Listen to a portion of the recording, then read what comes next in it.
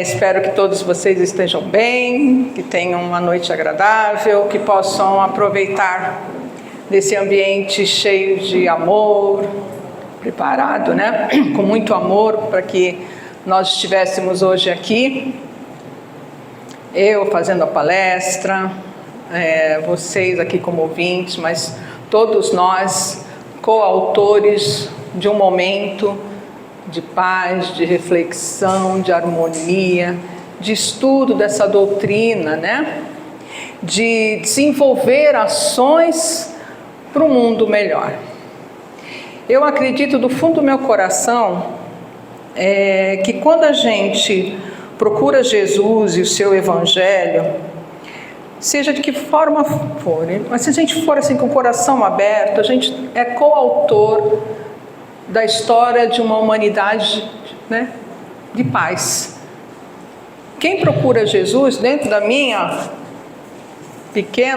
pequeno aprendizado que eu tenho até hoje, uma pessoa que procura Jesus, o seu evangelho, seja da forma que for, mas do fundo do coração, assim, coração aberto, de maneira humilde, de maneira mansa, assim como ele foi, né, como um exemplo manso, quieto, cheio de paz, de amor. Quem procura o evangelho dele, para mim, são pessoas, né? É alguém que procura paz, é alguém que quer um mundo melhor, não só para si.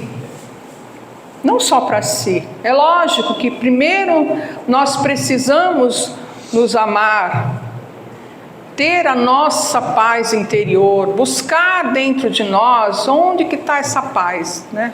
Nós temos que procurar isso. Porque a gente só pode oferecer paz ao mundo, paz aos nossos companheiros de jornada, se nós estivermos em paz. Porque a gente só dá aquilo que tem dentro do coração, dentro da nossa mente.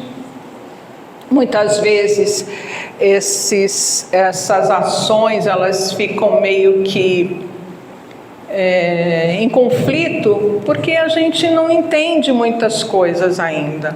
E essa falta de entendimento da vida, para mim, passa primeiro pela falta de entendimento do meu ser, do meu eu, do que eu estou fazendo aqui, qual é o meu papel, o que Deus espera de mim, o que essa espiritualidade maravilhosa espera de nós. Porque eles, né, o universo, a força divina, o nosso Pai, os nossos mentores, eles sabem do que nós somos capazes. Nós estamos aqui numa nova oportunidade porque o Pai nos ofertou. Tá ruim? Melhorou? Tá ligado? Tá. Ele sabe do que nós somos capazes. Nós aqui temos uma insegurança do tamanho do mundo. E essa insegurança a gente carrega a quantas vidas, né? A quantas existências nós carregamos essa insegurança. Será que eu consigo? Será que eu posso? Mas a gente vai evoluindo, né? Porque a cada existência, vamos pensar só aqui na existência terrestre, que nos é ofertada pela força divina, pelo amor que o Pai tem para nós. A cada existência a gente vai melhorando, a gente vai se lapidando, desde que a gente procure no Evangelho de Jesus, seja na forma que for, essa paz que a gente tanto deseja. Como eu digo novamente, às vezes a gente não percebe que essa paz, ela tem que primeiro passar por nós, para depois a gente jogar para o mundo, né? Porque Cristo quando esteve aqui, nos mostrou o maior mandamento: amar a Deus sobre todas as coisas e ao próximo como a nós mesmos. Então são 3 situações que englobam uma única, que é o amor, que é a nossa evolução, que é cooperar com um mundo melhor, com uma sociedade melhor. Então cabe a nós, em primeiro lugar, seres, né, espíritos encarnados nessa existência, procurar através do Evangelho de Jesus, uma saúde espiritual. E essa saúde espiritual, principalmente dentro da família. Porque nós somos seres que reencarnamos e reencarnamos dentro de uma família. Para que um espírito possa reencarnar, ele precisa de um corpo, ele precisa de uma família que o receba, que conceba esse corpo, para ele continuar a sua jornada, para ele poder efetivar a sua jornada. O espírito ele não tem como, vir para cá só espiritualmente, porque só no espírito existem outras demandas, mas o espírito que precisa reencarnar, ele precisa do corpo terrestre. Ele precisa, como um homem, uma mulher, dentro do plano terrestre, dentro das suas funções, ser um cidadão do mundo, e para que isso possa servir de meio de caminho para a sua evolução, ele precisa reencarnar num núcleo familiar, para que o receba. E como é que é essa saúde espiritual? Como é que a gente lida com essa saúde espiritual? Como é que a gente fica atento às influências positivas ou negativas que cooperam ou não com essa saúde espiritual, principalmente na era digital? Quando a gente fala em era digital, é aquele momento, da transição do planeta em que essa tecnologia entra nos nossos espaços de convívio familiar. E isso se expande pela sociedade afora, em outros núcleos, em outros meios. Então é disso que eu quero conversar com vocês. A minha palestra, eu li esse livro aqui, que é um livro muito interessante, são dois na verdade, que é um desafio chamado Família, que eu não estou com ele aqui, que eu emprestei para uma pessoa, mas que é um livro excelente, depois no final eu coloco a referência, e esse aqui da Lúcia Moisés. Lúcia Moisés é uma grande educadora, que trabalha, uma terapeuta que trabalha com questões da família, com as questões infantis, sempre através da luz da evangelização infantil e da mocidade também. Ela escreveu, e eu esqueci de dizer, eu e meu esposo Roberto, nós somos, a convite do Rui, nós somos coordenadores aqui da evangelização infantil e da família aqui da casa. E por conta disso a gente vai, entrando nesses ambientes, a gente vai conhecendo uma série de pessoas. Hoje a gente faz parte do departamento de infância da USE, e através de evento em evento a gente vai conhecendo uma pessoa ou outra que já está há muito tempo trilhando esse caminho, de trazer ao mundo a importância da evangelização infantil, da família, do jovem, para o planeta, para essa nova era que está chegando aí. E um dos livros que ela escreveu, um dos mais recentes, fala Para Além das Telas Digitais. Esse livro é fantástico. Ela tem todo um olhar, da transição planetária, das questões da lei do progresso, das questões doutrinárias e a questão da internet, das redes digitais, dessa tecnologia que desde a pandemia, entrou com mais ênfase nas nossas vidas, a influência que isso pode ter de uma forma positiva ou negativa na nossa saúde espiritual familiar, do cuidado que nós devemos ter com relação às influências para dentro do nosso ambiente. Para começar a falar sobre a família, eu sou canhota, sabe, Rui? Eu estou quase 20 anos fazendo palestra assim. Vamos lá, se eu consigo aqui, vamos lá. Não, tranquilo, vamos lá. A família, vamos falar da família primeiro, Tá ok. É questão de evolução. Família, agência educadora no planeta Terra, primeira instituição, é o primeiro órgão, o primeiro núcleo que o espírito ingressa. Nenhuma outra instituição tem o poder de substituir a família como agente de promoção de valores sociais. Então, é na família que a gente vai aprendendo os valores sociais, as virtudes morais, as questões de tolerância, do certo, do errado, enfim, educação cristã. É dentro da família e é onde está a grande responsabilidade, porque quando Deus nos coloca como receptores de um espírito que está vindo, reencarnando no nosso núcleo familiar, isso foi acordado lá na erraticidade, portanto, há um compromisso esse que a gente não pode deixar de ficar atento por conta da responsabilidade da qual nós seremos cobrados ao desencarnarmos, a darmos conta das nossas atitudes aqui na Terra. Cabe aos pais auxiliar no desenvolvimento intelectual e moral do filho para fazê-lo progredir. Isso está no Evangelho segundo o Espiritismo, capítulo 14, item 8. Então, isso é uma coisa que a gente tem sempre que ter dentro dos nossos princípios. A grande responsabilidade que os pais têm e de todos os familiares que estão ali, fazem parte dessa família, na educação moral, na educação de valores desses espíritos que estão vindo. Oi? Acho que está. Eu peço. Tá bom? Só para sentir aqui. Esse aqui tá pequenininho? Experimenta virar o microfone assim, ó. Assim fica melhor? É, porque tá... Tá bom. Vamos falar o que é essa saúde espiritual no lar.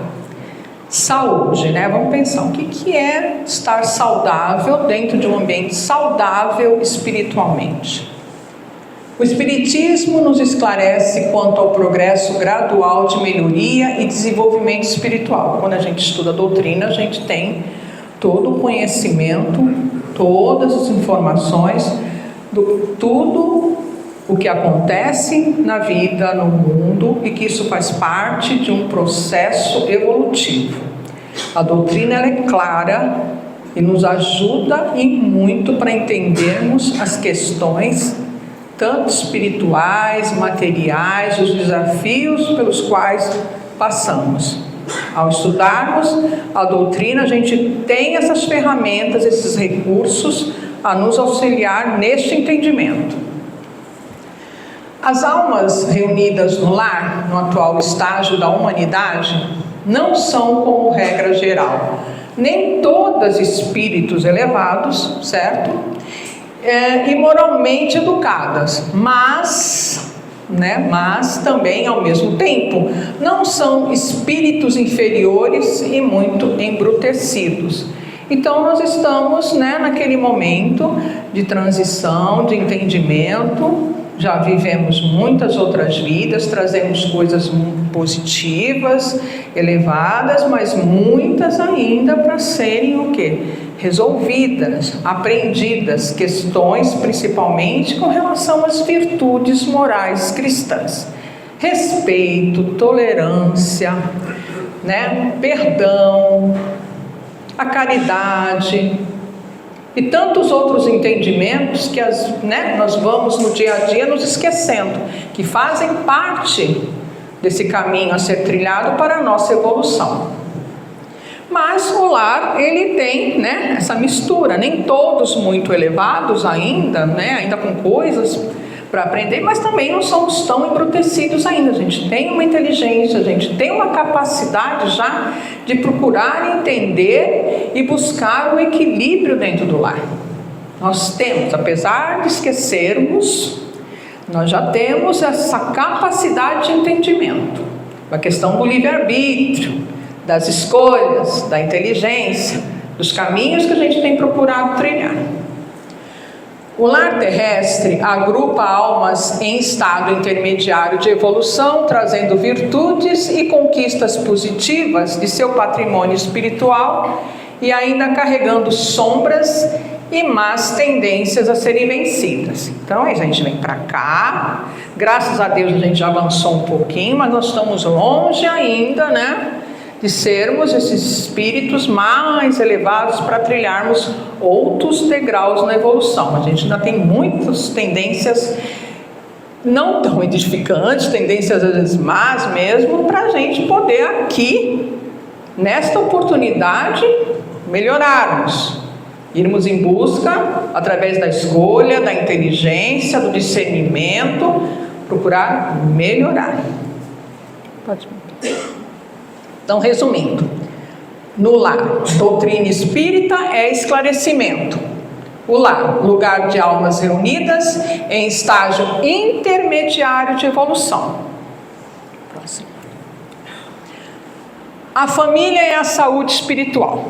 A família é constituída por espíritos reencarnados que podem trazer as marcas do equilíbrio e da harmonia emocional conquistadas em vidas pregressas, como também dos desajustes e perturbações psíquicas que ainda precisam ser buriladas. Esse é o trabalho, é o porquê de estarmos aqui, de resolvermos as nossas questões, as más tendências que ainda fazem parte. Isso é todo um processo. Faz parte da nossa existência, do caminho que vamos trilhar aqui. Então, não é nada de outro mundo. Essa coisa da gente ficar reclamando, por que na minha vida só acontece isso, por que na minha família é assim? Sabe aquelas pessoas que só vê o lado negativo de tudo que nos acontece? Poxa vida, a gente está, às vezes, diante de alguns desafios que parecem impossíveis, que machucam, que causam dor, causam aflição, mas não é para a gente se sentir como alguém que está sendo abandonado pelo Pai. É porque ali reside o grande desafio, o grande aprendizado, e a doutrina nos ajuda nesse sentido. A casa espírita nos ajuda nesse sentido. Então estamos nesse processo, todos nós, uns mais, uns menos, mas todos ainda no processo de burilamento, de resgate de más tendências que lá no passado, em outras vidas, não foram resolvidas. Agora, a convivência e a observação das atitudes dos que compartilham o mesmo teto. Vejam bem, aí vem a questão familiar, dentro da família, dentro do lar. Na condição de pais, esposos, filhos ou irmãos, nos levam a inferir que tipo de ambiência espiritual estamos compartilhando em nossa casa. Nesse processo, da gente aprender através das dores, dos desafios, tanto físicos, morais, espirituais, financeiros, enfim, as questões nossas do dia a dia. Como é que nós estamos lidando com essas questões dentro do ambiente familiar? Que tipo de ambiente nós estamos criando dentro da nossa casa, onde a vibração do ambiente no qual residem os pais, os filhos, às vezes os avós, tios, enfim, é a sua família. Como é que estamos lidando dentro da nossa casa com os desafios pelos quais temos que passar, porque faz parte dos nossos resgates? Como que isso está acontecendo? Isso é um cuidado que temos que ter. Porque dependendo da forma com que nós estamos lidando com esses desafios, é que a gente vai ter ou não a saúde espiritual da família no nosso lar. Então, família constituída por espíritos que ao reencarnarem trazem consigo marcas de vidas pregressas. Isso pode trazer equilíbrio e desajustes. É de acordo com cada um, certo? A convivência em família nos leva a inferir que tipo de ambiência temos que compartilhar no lar. Só para a gente reforçar. Porque a gente sempre responsabiliza, diante das dificuldades da vida, terceiros. Os desafios acontecem e às vezes a gente não se dá conta, a gente não presta atenção que as influências negativas ou positivas na nossa vida, dentro do nosso lar, dentro do nosso ambiente, vai muito depender de como que a gente lida com as nossas dificuldades. Para não responsabilizar terceiros, porque nós somos responsáveis por tudo que nos acontece. Podemos evitar? Não sei se nós podemos evitar. Nós podemos o quê? Fazer o seguinte: viver uma vida baseada em lamentações, em falta de recursos espirituais, da prece, da oração, reclamando, desanimando. E isso vai fazendo o quê para a vida da gente? Que tipo de influência eu estou trazendo para dentro da minha casa ao lidar com as questões familiares? Vamos lá, bons pensamentos e boas sintonias. Joana de Ângeles, no livro Vida Feliz, ela traz a seguinte expressão, esse seguinte pensamento que eu achei muito interessante trazer aqui para vocês. Nós somos responsáveis pelos ambientes espirituais em que vivemos, pois são frutos dos nossos pensamentos. Abre aspas. Os maus pensamentos intoxicam a alma, atraem o pessimismo e as presenças doentias de espíritos perturbadores e maus. A mentora, ela traz essa afirmação. Então, o que acontece? A gente já vem para cá, para essa existência, com uma carga de problemas, ou melhor, não vamos chamar de problemas, de desafios a serem vencidos, que fazem parte da nossa jornada evolutiva. Não aprendemos em outras existências, estamos tendo a nova chance, e esses desafios, muitas das vezes, estão dentro do nosso lar. É um comportamento que eu não tenho uma relação legal com meu esposo, com meu filho, com meu pai, com um irmão, enfim. Cada um com a sua cruz, né? Como é que eu lido com isso? Como é que eu tenho me comportado, principalmente com relação às relações familiares diante dos desafios que nos aparecem? Quando numa discussão, quando no momento de diferença de opiniões, de ideias, surge ali uma discussão que muitas vezes leva a caminhos absurdos. É um assunto desse tamanho que poderia ter sido pensado, bom, enfim, não vou nem pensar. Por que meu marido pensa desse jeito? Por que eu não consigo trazer o meu filho para esse lado? Isso muitas vezes vem da intolerância, né? Muita intolerância. As coisas têm que ser do meu jeito. Eu eduquei dessa forma e é dessa forma que ele tem que ser. É essa carreira que a minha filha tem que escolher. O meu marido tem que ser de tal forma, a minha esposa, o meu pai, enfim. N situações pelas quais passamos. E que muitas vezes a discussão traz o quê? Instala o quê? O conflito dentro do lar. E esse conflito magoa, mexe com os nossos sentimentos de uma tal forma, com as nossas emoções, que deixa a gente meio que perdido na hora da escolha, de buscar um entendimento, até de se conectar com a espiritualidade no momento de desespero. Porque já impregnou toda a alma de raiva, de mágoa, de rancor, de que eu não levo desaforo para casa, as coisas têm que ser do meu jeito, e por aí vai. E aí a gente vê que a vida não vai para frente, que dentro de casa o ambiente não está bom, não está legal, aí vem para o atendimento fraterno, vem tomar passe, toma litros de água fluídica, assiste 200 palestras no mês, mas não muda a atitude, não muda o comportamento. Está na doutrina, mas a doutrina não está em mim. sabe tudo, as obras de cor. Leu tudo do Chico, leu tudo André Luiz, Emmanuel, né? Toda a psicografia do Chico e de tantos outros autores que tem por aí com uma bibliografia maravilhosa, que sempre vem mostrar para a gente a grande tópica da doutrina nessa era, que é a da reforma íntima, gente. De buscarmos, apesar dos desafios, das dores, através do Cristo, de seu Evangelho, essa saúde espiritual para se instalar dentro do meu ambiente.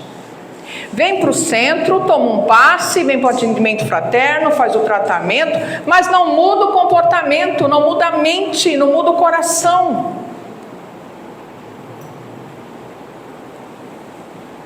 E não muda, muitas vezes por egoísmo, por ambição, porque o ego, né, não é o ego superior, que é o do Pai, né, de Deus na nossa vida, esse ego inferior, que domina a nossa vida, que domina os nossos passos, eu. Isso não tem nada a ver com amor próprio, com amor de se reconhecer. Isso tem a ver com aquilo, eu aprendi que tem que ser desse jeito, as coisas têm que ser assim, eu não baixo 1 milímetro na minha opinião. E eu falo assim, e eu me coloco nisso, como exemplo. E como isso dói, como isso é doído, como isso é infeliz. E quando eu vou para minha casa, que é o lugar, né, aqui, o lar, a família, a mais importante das instituições, porque muita gente é muito legal, é muito bacana, da porta para fora. No trabalho, no emprego, na praia, tomando um chopp com os amigos, nós jogando futebol, a mulherada tomando chá, sei lá, no shopping, na feira, é a pessoa mais, joinha, alegre, divertidos. Mas na hora de ir para dentro do lar, que é quando realmente está ali os grandes desafios, não sabe lidar. Porque se alimenta de um ego inferior. Não é o ego superior do Evangelho, que está ali contido no Evangelho de Jesus. Que eu não faça para o outro, que eu não quero para mim. Que fora da caridade não há salvação. E caridade é entendimento da situação que aquele irmão que está me ofendendo, ou sei lá, está me incomodando, ou está com uma opinião diferente, a minha intolerância é muito grande. Aonde que se baseia isso, gente? Quem quer ter saúde espiritual tendo a intolerância, o egoísmo e a ambição como mecanismos de viver a vida? Não foi isso que o Cristo ensinou para a gente. Saúde espiritual é quando a gente busca, com todo sacrifício, com toda a problemática que é, mexer com o nosso ego e colocar as palavras do Cristo como um entendimento para a nossa vida.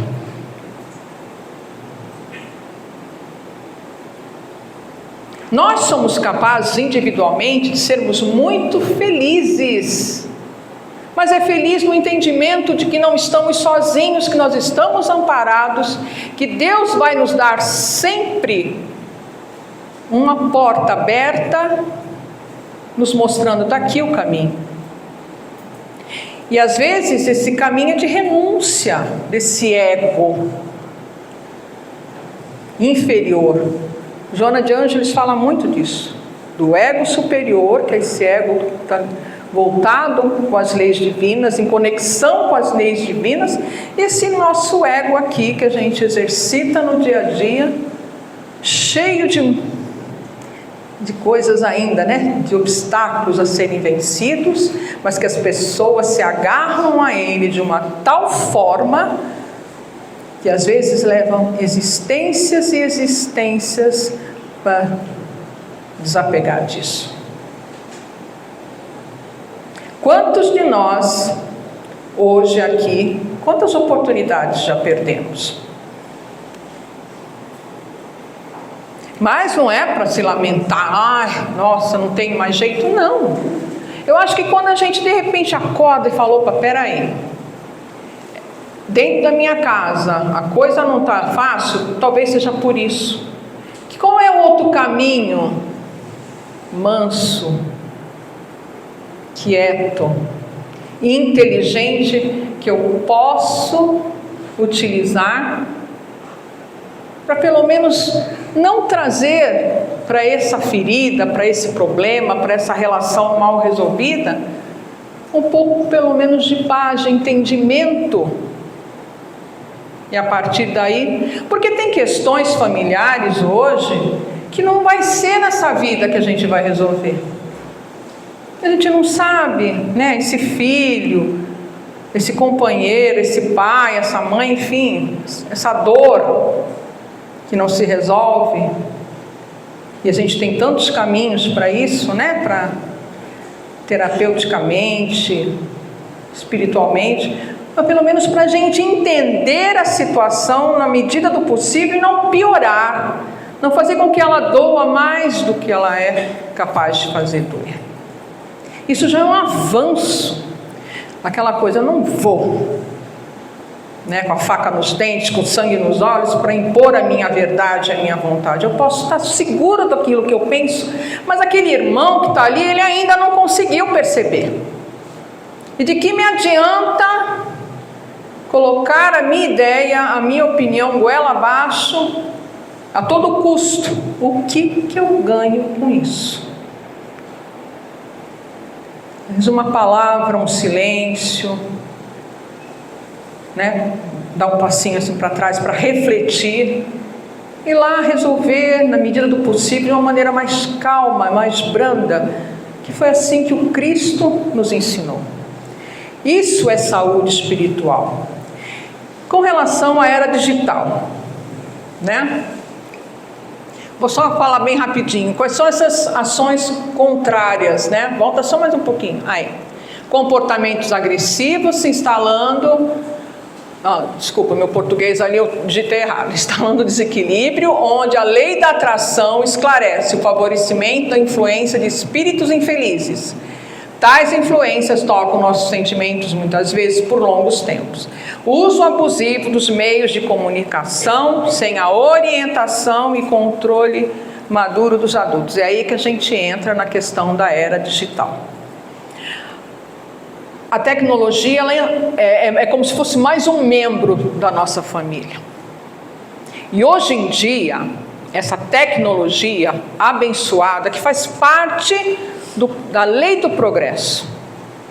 Se nós estudarmos Allan Kardec, a Gênesis, a gente sabe que o planeta ele ia passar. E novas tecnologias mais avançadas estão por vir. A internet é só uma delas. Desde que o mundo é mundo, se a gente for analisar as tecnologias que foram surgindo, foram avançando, e o bom uso e o mau uso que fizemos dela, a gente já começa a ter uma capacidade de entendimento de quais escolhas a gente tem que ter, principalmente na questão da era tecnológica da internet, a rede digital dentro do nosso lar, fazendo parte da nossa família, a qualquer hora, a qualquer momento, nos levando a qualquer lugar, trazendo para dentro da nossa casa qualquer tipo de assunto, qualquer tipo de imagem, qualquer tipo de tudo que vocês possam imaginar. A internet ela é poderosíssima. Agora, nós não podemos, com a desculpa de que não quero ter trabalho em educar, não quero ter trabalho de ficar tomando conta disso, meu filho já é homem, meu filho, né, às vezes é um adolescente de 15 anos, já é homem, já é capaz de entender o que é certo e o que é errado. Tem gente que fala isso. Minha filha já tem 14 anos, ela já sabe o que é certo e o que é errado. Não sabe, não. Não tem capacidade. Vai depender muito, até os 7 anos de idade, mais ou menos, que tipo de educação cristã, de virtudes morais, essa criança recebeu, esse jovem recebeu. Porque quando essas más tendências, lembra que a gente traz de outras vidas, elas lá na adolescência, pré-adolescência, elas começam a aparecer. É essa educação que eu dei lá no comecinho, na infância, é que vai controlar um pouco essa questão dessas tendências negativas que eu trouxe de outras vidas. E hoje em dia, o que a gente vê? A tecnologia, a internet, servindo o quê? De ferramenta para pai não ter trabalho, para mãe não ter trabalho de educar, de dar formação moral para um filho. Porque dá trabalho. Lógico, educar um filho dá muito trabalho, requer de meios que muitas vezes nós adultos não temos ainda. E aí, como que eu lido com isso? Entrego. A internet é uma bênção. Ela veio para a gente para trazer coisas maravilhosas na área da tecnologia e muito tem ajudado na ciência, principalmente. Faz com que a gente avance pelo mundo, chegando aos ambientes que a gente quiser, mas isso precisa ter um controle maduro desses meios. Com a televisão, já temos aí uma dívida grande de resolver nas questões familiares. O quanto que a televisão dividiu as famílias, deixaram de lado a convivência familiar para ficarem às vezes na frente de uma televisão o dia inteiro, sem trocar um diálogo, uma conversa. A internet, então tudo é uma questão da gente perceber que essa saúde espiritual, quando eu tenho seguro dentro de mim, de que eu não estou só, que eu não estou abandonado, e que através do Evangelho de Jesus eu vou encontrar recursos para entender como lidar com as dificuldades da vida, eu vou usar a internet a meu favor nesse sentido também. Na pandemia, o quanto as lives, os vídeos, essa internet foi importante, salvou vidas. Tudo é uma questão da gente estar atento e perceber que tipo de influência a gente está recebendo dessa tecnologia. Ou se ela está servindo mais como alguma coisa para eu deixar de fazer, de cumprir com a minha responsabilidade de pai, de esposo, de esposa, de filho. Fica na frente de um computador, na frente de um celular, de um tablet, seja lá o que for, o dia inteiro, se possível for, para não ter que dialogar, para não ter que conversar, para não ter que encarar de frente os problemas.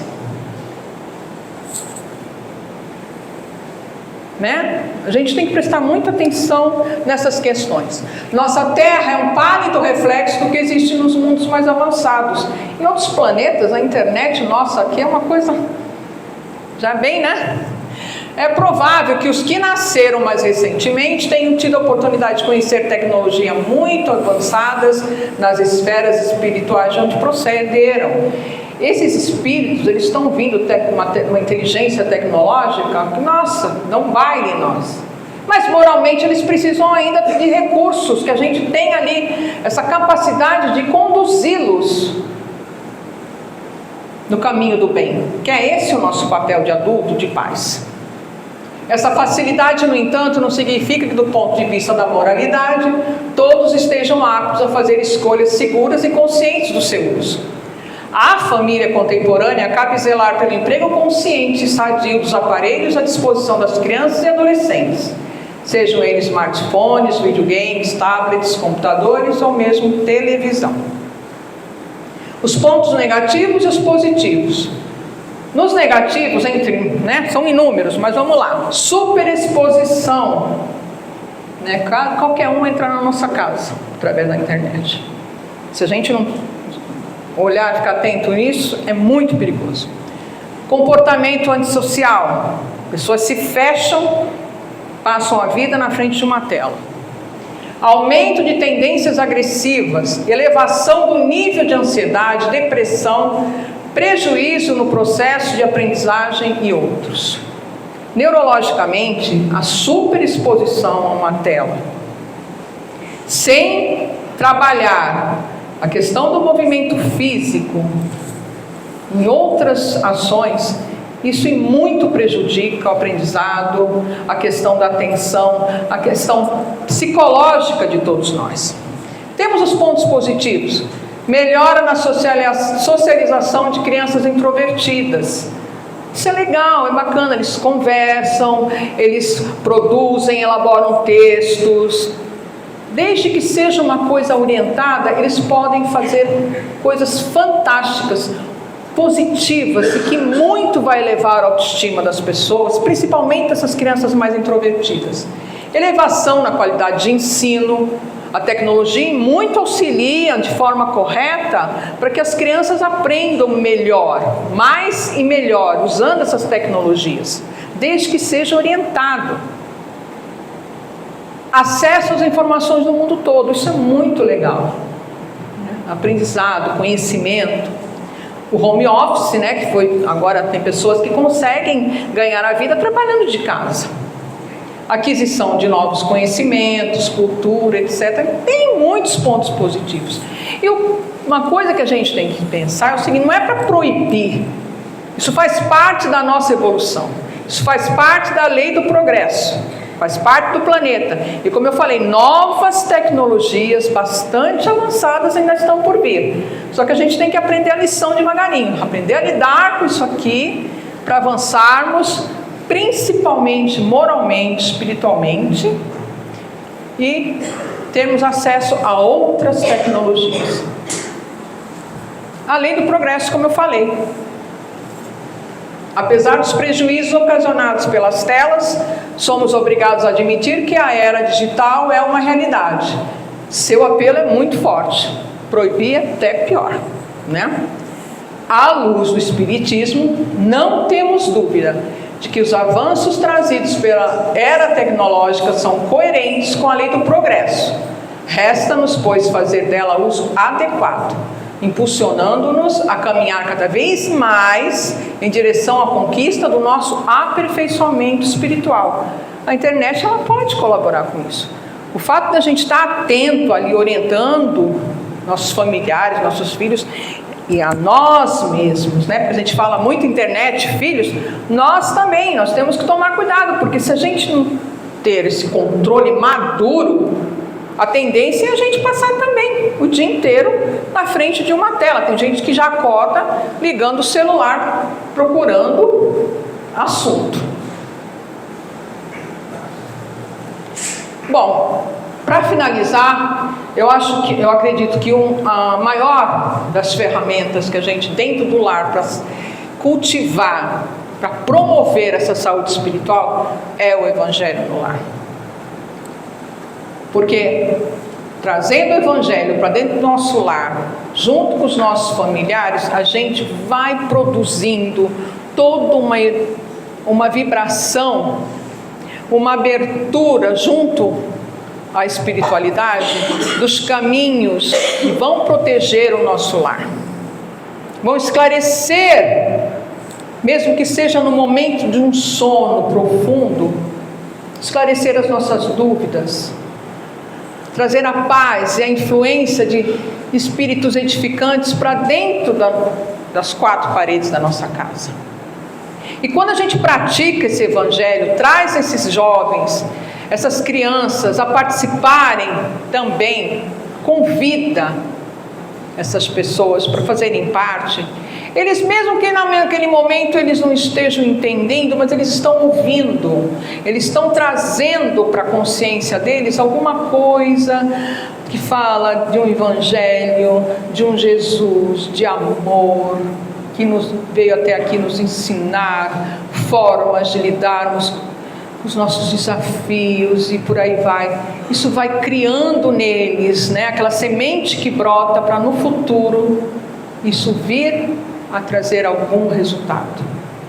O Evangelho vivido através de uma leitura, de uma oração, de uma prece, e compartilhado com os nossos familiares, e muito vai nos auxiliar para promovermos dentro da nossa casa essa saúde espiritual.